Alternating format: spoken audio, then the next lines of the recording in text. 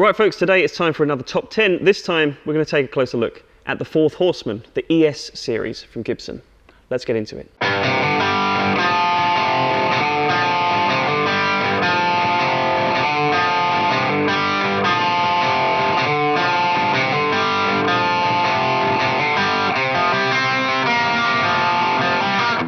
Hey folks, it's Jack here from Peach Guitars. Hope you're doing very, very well today indeed. Thank you for joining us on another top 10 video. You may have seen our previous 3 where we checked out the top 10 Les Paul riffs of all time, the top 10 Strat riffs of all time, and most recently the top 10 Telecaster riffs of all time. Those videos all presented their own unique challenges, obviously because they're such broad-ranging instruments that do so many different things, so many different styles, and different players have used them. There was a lot to pick from. However, the fourth horseman that we want to bring into the game today is the ES series, and I'm treating this as a series, not just the 335, because that kind of encompasses all different instruments. You've got the 345, the 355, the 330, and the Casino, and the Riviera, all these different semi-hollow or sometimes fully hollow-bodied guitars that Gibson and Epiphone produced. Once again, so many different artists use them for so many different styles. The difficulty here, though, is kind of the opposite. When we're looking at riffs, it's actually quite hard to think and find certain songs that were recorded with these guitars. Now, we know a lot of players that use them live. There's tons and tons of great players that just love these as their primary instruments, lots of blues players, lots of jazz players, and so on. But actually narrowing it down to the riffs that they played is quite a challenge, but we've done our best. Now, before we get into the list today, I just want to offer up one disclaimer as usual. A lot of people commented on our previous videos that we didn't include player X and player Y for various reasons, and that's because we're really focusing in on riffs, and everyone has a different interpretation of what that means. As I said earlier on, there's tons of players. Obviously, B.B. King is going to be the biggest name missing from today's list. He's probably the most iconic 3 series, ES guitar player of all time, but we didn't want to include him just because there's no particular standout riff. We're focusing on kind of really popular rhythmic motifs in songs, and it's very hard. Some players just didn't quite make that specific criteria. As great a player as they are, and as great tones as they were managed to coax out of these instruments, that's the reason that you're not going to see certain names on this list today. So don't get too het up, but do let us know in the comments if you think we missed out any signature riffs anyway.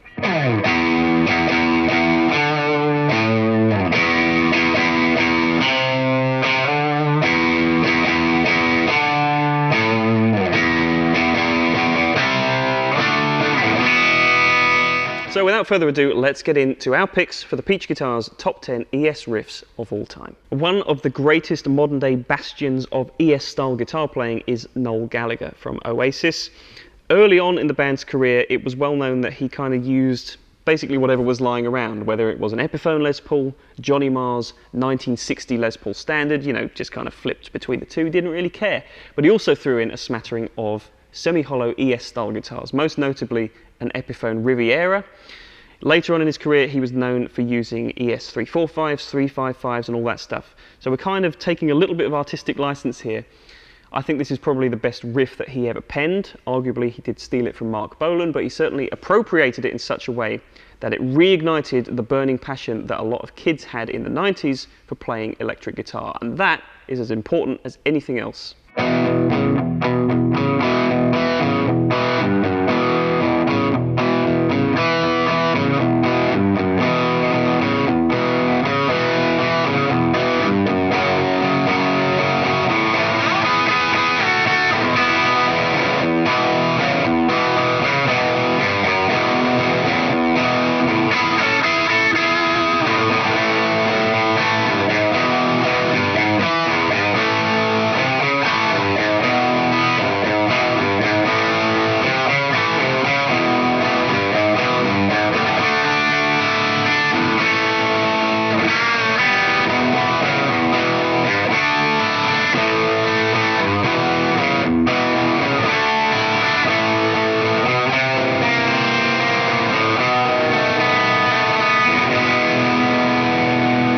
So, as the victor of our top 10 Strat riffs, it's best known that Ritchie Blackmore played most of his best riffs, I would say, on the Strat.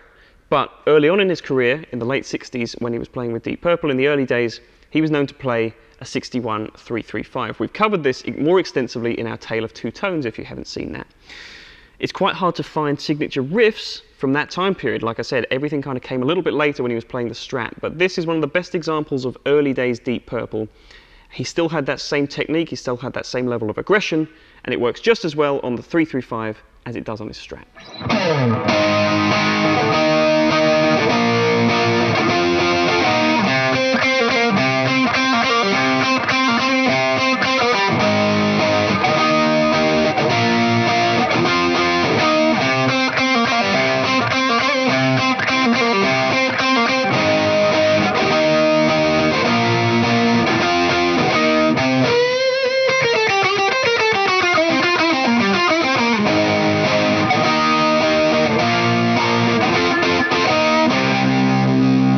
So of all the amazing choices that we had to take from John Lennon's contributions to the ES guitar riffs catalogue, I think this one just had to be on the list. There's several honourable mentions you're going to hear too, but this one is the one that shocked the greatest number of people. I believe that when people first heard this record, quite a few people ended up taking their records back to the shop that they got it from, complaining that they thought it was broken because of this really cool, radical guitar tone that they hadn't heard before.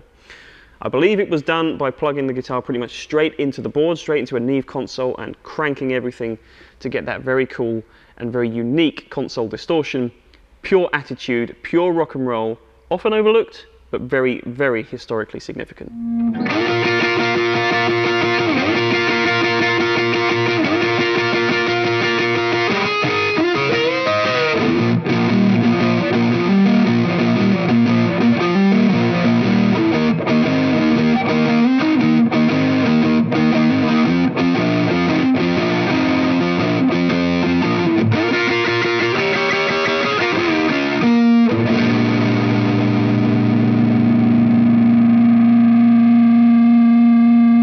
I would say one of the most underrated guitar players in the whole history of music is Mr. Alex Lifeson from the band Rush. And in the early days of the band, he was very well known to use his absolutely gorgeous and super cool Arctic White custom-made ES345, among various other guitars as well. I think he had a Sunburst 335 too. But his tone around that period, I think, is just unmatched. He had such a unique sound and style. Still using the Gibson Marshall hookup that a lot of rock bands were doing at the time, but because he was playing these semi-hollow instruments, it added new life and new depth, which is something he especially needed to fill out the sound of a mere trio. He did that very well, and this riff, I think, is arguably one of the best of the 70s.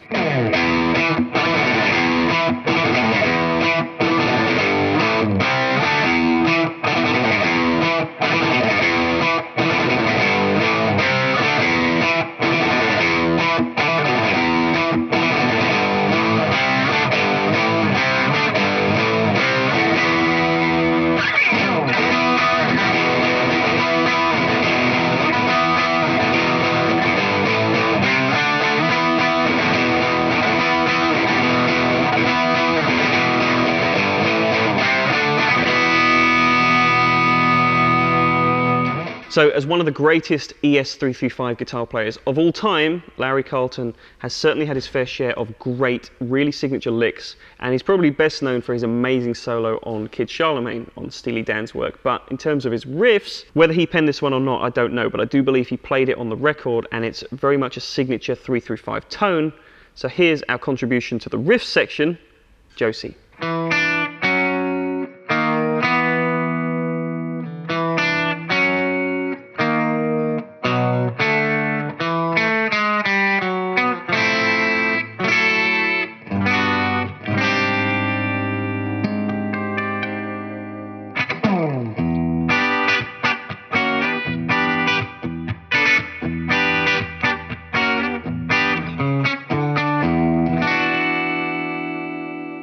So here's a riff played by Jerry Kennedy on one of the biggest hits of the early 60s. I believe he played it on his original Cherry Red 61, which was recently recreated by Gibson's custom shop. He made a very cool modification to his guitar that I saw that was this kind of palm-muted pedal steel type system that he had on the guitar. All that aside though, it's an absolutely killer riff that often gets overlooked. It was covered by the likes of Van Halen, but the original to many is one of the great all-time guitar hooks.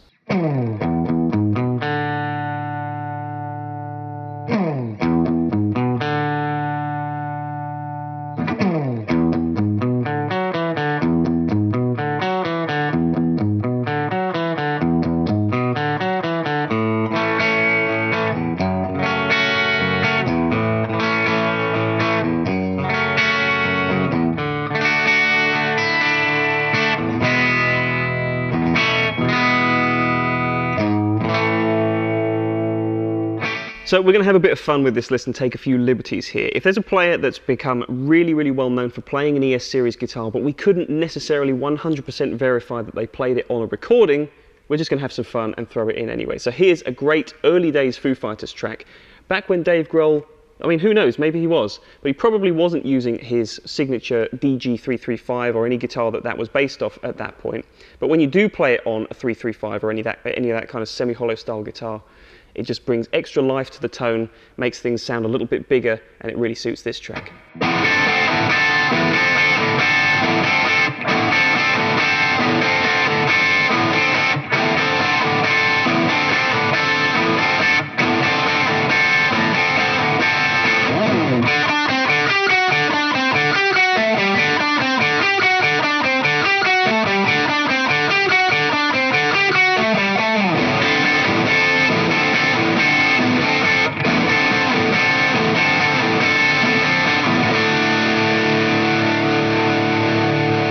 So Keith Richards has his fair share of great riffs recorded on tape. That's absolutely a given. And it's very hard to know exactly what he used on each track in terms of his gear and his guitar choices. To the best of our knowledge, this was penned on an Epiphone Casino back in the day, and it was certainly, that would make sense because that was the kind of instrument he was using around this time.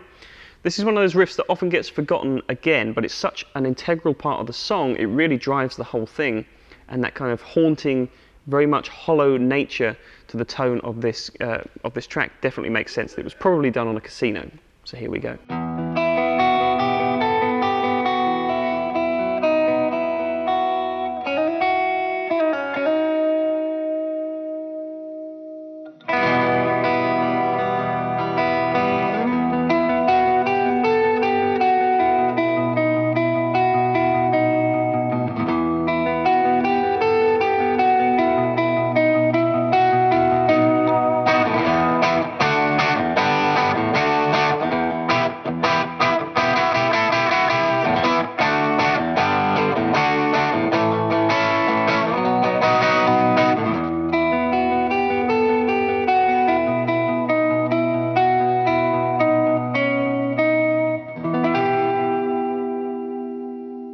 Now this next riff would probably be the choice of a lot of you for number one. It was just such a seminal, such an important guitar part that a lot of people attribute to Clapton's time with the 335, especially in the latter days of Cream, like the Royal Albert Hall farewell concert, that kind of time period. Didn't quite make that cut for me, but it is just such a magical piece. It's probably, well, it's certainly up there with the best riffs that Clapton's ever conceived, but it was just such a fantastic kind of statement of the band at that time. Such a great sounding piece using a Leslie cabinet as well, and it really shows off the breathiness once again and the air and the dynamic quality of a great 335.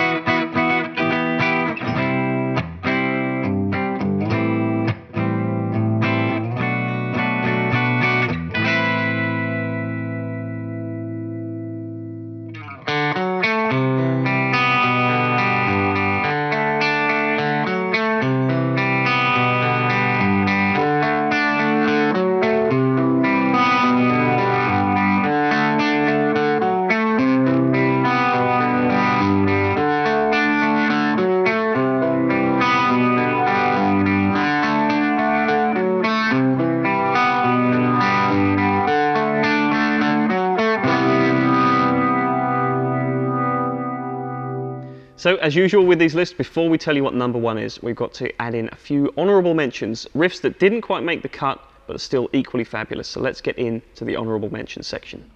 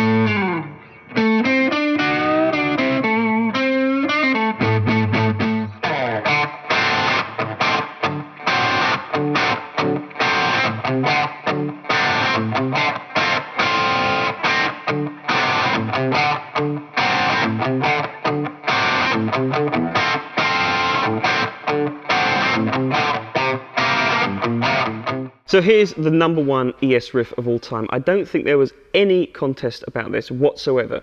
The rest of these kind of filtered around. They could go any place they wanted to in the list, but this one had to be #1.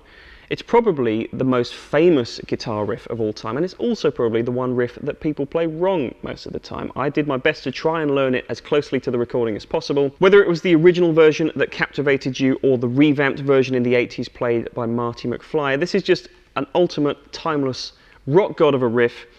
Had to be #1 on this list, probably #1 on all riffs list of all time. But here we are, Chuck Berry with Johnny B. Goode.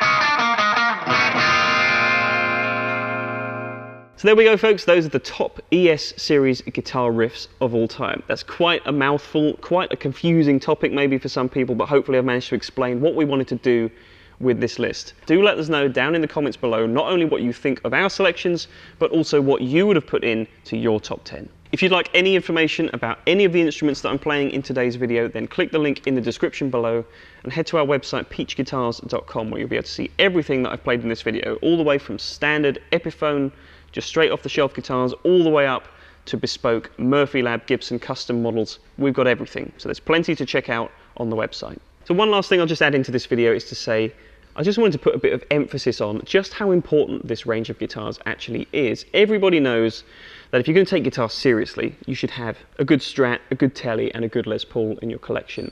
I think there's plenty of merit to have a good ES style guitar in there too. I really do think it's the fourth pillar, the fourth horseman. It's just as important as all those other three.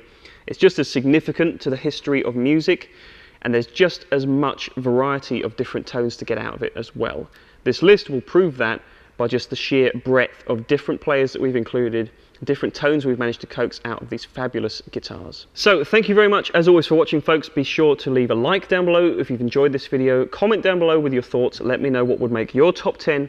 Hit subscribe if you haven't done so already. And if you haven't seen them as well, make sure you go back on our channel and check out the top 10 Les Paul, Strat and Tele riffs of all time. And be sure to stay tuned to the channel because there'll be plenty more of this to come. Thank you as always for watching. Take good care of yourselves and I'll see you next time. Bye-bye.